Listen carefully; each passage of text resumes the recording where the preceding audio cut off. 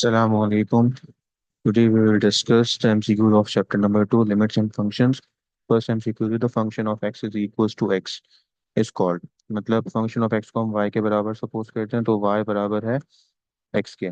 अगर y और x आपस में इक्वल होंगे इट मीन्स अगर मैं y की वैल्यू कुछ भी पुट करूंगा तो वो x ही आएगी।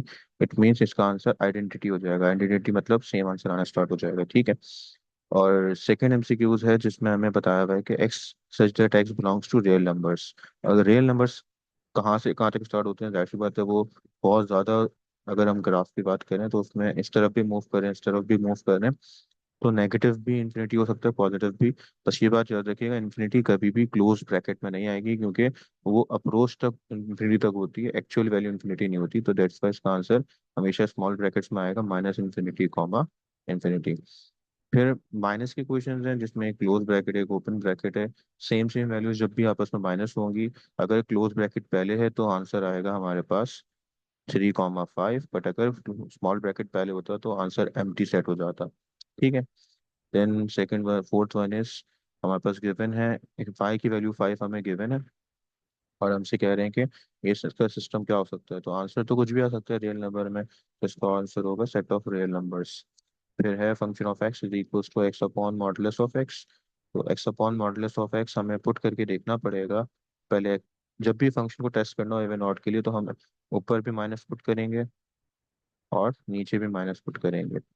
बट हमें ये बात पता है कि एब्सोल्यूट में नेगेटिव एग्जिस्ट नहीं करता रुकता नहीं है तो वो एब्सोल्यूट एक्स ऐसे ही आ जाएगा और माइनस बाहर आ जाएगा। ठीक है। अगर हम देखें तो ये पूरा वही फंक्शन बन गया हमारे पास और नेगेटिव फंक्शन से बाहर आ गया तो this function is called odd function. ठीक है। Then MCQs number six function of x is equal to 4 की पावर एक्स। और अगर हम एक्स की जगह x+1 पुट करें तो ये देखो रख करके देख लेते हैं। ये हो जाएगा 4 की पावर x+1 माइनस करेंगे इसको 4 की पावर एक्स से। ठीक है। तो अगर हम इसमें कॉमन लेने वाला काम कर लें तो कॉमन लेने का मतलब होता है अगर हम 4x कॉमन ले लें तो ये इस तरह हो जाएगा 4x है ना मल्टीप्लाई करके ब्रेक करेंगे तो एक पावर उस पर 1 आ जाएगी माइनस 4 की power x। If we take common 4x तो यहाँ से बचेगा 4 - 1 विच इज 3। तो 4x तो हमारा फंक्शन हो गया तो आंसर हो जाएगा 3 फंक्शन ऑफ x।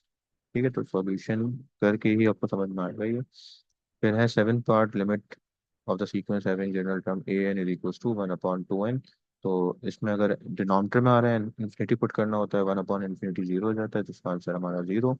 ये सैंडविच थ्योरम से सॉल्व होगा इसमें हमें मल्टीप्लाई करना पड़ेगा ए डिवाइड करना पड़ेगा ए। ये जो पूरी टर्म है ये बन इन्फिनिटी हुई हुई है तो कोई बात नहीं इन्फिनिटी भी हमारे पास सॉल्व हो जाता है। कैसे रेसिप्रोकल करेंगे तो इसको रेसिप्रोकल करना पड़ेगा। ठीक है। अभी तो हमने ए एक्स वाला काम तो कर लिया जैसे ही लिमिट्स को चेंज करेंगे तो हमारे पास आंसर फिर भी ए ही आ जाएगा क्योंकि वो सॉल्व होके ये आंसर 1 ही देगा। ठीक है। अगर देखना चाहें तो देख लें अगर हम ए एक्स की जगह वाई पुट करते हैं तो ये हो जाएगा साइन 1/y। और ये भी 1/y हो जाएगा और इसको 1/y करेंगे तो ये हो जाएगा इन्फिनिटी इन्फिनिटी से जीरो बन जाएगा। तो ये पूरा प्रॉपर थीम बन जाएगी और ए जो था वो हमारा ऐसे ही रहेगा तो ये हमारा आंसर फिर भी ए ही आएगा। ये जस्ट कंफ्यूज करने के लिए उन्होंने दिया है। फिर एमसीक्यू नंबर 9 है जिसमें हमारे पास लिमिट्स गिवन है डायरेक्ट लिमिट अप्लाई नहीं कर सकते सॉल्व करना पड़ता है x² - 3² हो जाएगा और नीचे है x - 3 तो ये हो जाएगा x+3 x - 3 अपॉन x - 3। तो हम कैंसिलेशन कर सकते हैं इसमें कैंसिलेशन करेंगे तो ये और ये कैंसिल होगा। आप लिमिट अप्लाई करें थ्री की तो थ्री पुट करने पे हो जाएगा 3 + 3 विच इज 6। आंसर 6 आ रहा है इसका मतलब। ठीक है।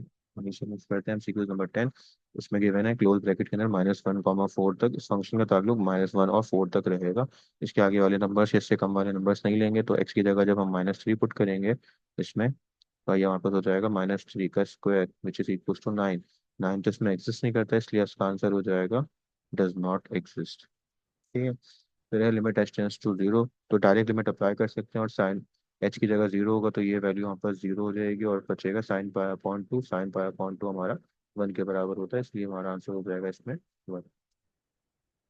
फिर हमारे पास आता है एमसीक्यू नंबर 12। 12 में नेगेटिव दिया हुआ है तो नेगेटिव को पॉजिटिव करने के लिए हम क्या करते हैं रेसिप्रोकल कर लेते हैं तो ये हो जाएगा 1/e⁻1/x और 1/x 1/इन्फिनिटी तो ये 1/इन्फिनिटी बन जाएगा और हो जाएगा जीरो। ठीक है। तो ये आंसर आ जाएगा इसका zero. Then 13 MCQs function of x कब एग्जिस्ट करता है? सिर्फ और सिर्फ एक कंडीशन में एग्जिस्ट करता है, जब वो कंटिन्यूस हो, मतलब लेफ्ट हैंड साइड और राइट हैंड साइड इक्वल आ जाए, तो इसका आंसर 13 का आंसर सी हो जाएगा।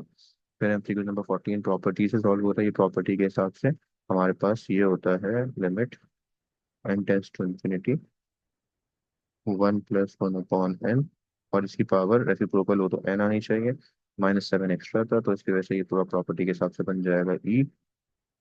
ये पूरा प्रॉपर्टी के हिसाब से बन जाएगा ई, तो ये हो जाएगा ई की पावर -7, जो हमारा आंसर हो जाएगा। तो ऑप्शन नंबर ए ही हमारा आंसर है।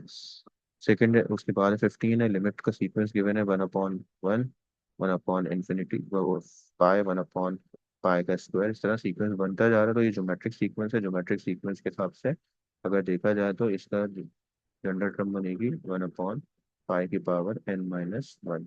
ठीक है। अब अगर हम इसकी जगह डायरेक्ट इन्फिनिटी पुट कर दें तो वो 1/इंफिनिटी ही बनेगा, जो बराबर हो जाता है 0 के। तो जस्ट ये सेम MCQ है जो रिपीट हुआ है, बट वर्डिंग चेंज करके कंफ्यूज करने की कोशिश। Which of the following represent parametric function, इनमें से कौन सा फंक्शन पैरामीट्रिक है? तो पैरामीट्रिक फंक्शन हमारे पास कौन सा है इसमें जिसमें कोई और एक्स और वाई के अलावा फंक्शन साथ साथ आ रहा हो एक्स और वाई के? तो ये फंक्शन है जिसमें टी को है रेफरेंस बनाया हुआ है। MCQ नंबर 17 जो थोड़ा सा कंफ्यूज कर सकता है आपको, इसमें जी की वैल्यू गिवन है और एफ की वैल्यू हमें निकालनी है इसमें ना। जी की वैल्यू गिवन है और एफ की वैल्यू में 2 पुट करना है। तो फॉग गॉफ हमें गिवन है, देखा जाए तो एक्स के बराबर है, और जी इसका मतलब है एफ के फंक्शन को पुट करना है, हमारे हमारे एफ के फंक्शन को पुट करना है इसमें। ठीक है। तो अगर मैं इसकी जगह वाई सपोज कर लूँ तो ये हो जाएगा 3y + 2 = x। तो यहाँ से y की वैल्यू अलग होगी तो x - 2/3 बन जाएगी, जो बन गया f का फंक्शन। ठीक है। तो अब आप x की जगह पुट करोगे 2, इसमें x की जगह 2 पुट करेंगे तो ये हो जाएगा 2 - 2 0/3। तो इसका मतलब है इसका आंसर आ रहा है 0। ठीक है। थोड़ा सा कंफ्यूजन इसमें है, हो जाती है, क्योंकि ये पूरा सॉल्व करके आंसर निकालना होता है इसमें। फिर आते हैं 18 MCQs पे। 18 में हमारे पास कंटिन्यूटी वाला कॉन्सेप्ट है। इसका मतलब है ये बराबर है x/tan 3x बराबर है k के, और लिमिट 0 है। ठीक है। तो अगर x की जगह 0 पुट करते हैं तो tan 0 हमारा बराबर हो जाता है 0 के, और अपॉन में 0 हो रहा है। इसका मतलब है हमें इसमें क्या करना पड़ेगा, एंगल को सेम बनाना पड़ेगा। साइन की प्रॉपर्टी यूज कर लेते हैं, तो ये हो जाएगा x।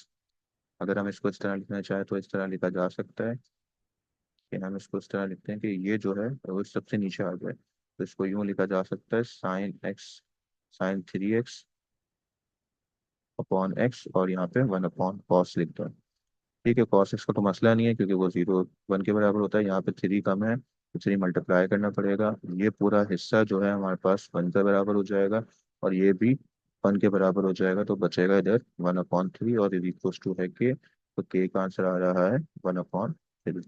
ठीक है। तो MCQ नंबर 19 प्रॉपर्टी से सॉल्व हो रहा है, पर यहाँ पे माइनस आ रहा है तो माइनस को यहाँ भी लाना पड़ेगा मल्टीप्लाई डिवाइड करके, तो ये प्रॉपर्टी के हिसाब से बैलेंस हो जाएगा।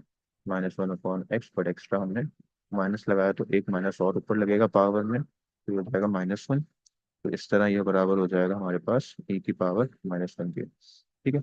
सेक हाइपरबॉलिक जो हमें याद करना पड़ेगा वो होता है इसके बराबर। ठीक है। तो ओके, मैंने थोड़ी फास्ट लेके चला, बट होप कि आपको इंशाल्लाह क्लियर हो गया होगा ये। तो इंशाल्लाह मिलेंगे नेक्स्ट क्लास में नेक्स्ट टॉपिक के साथ। जब तक के लिए अल्लाह हाफिज़।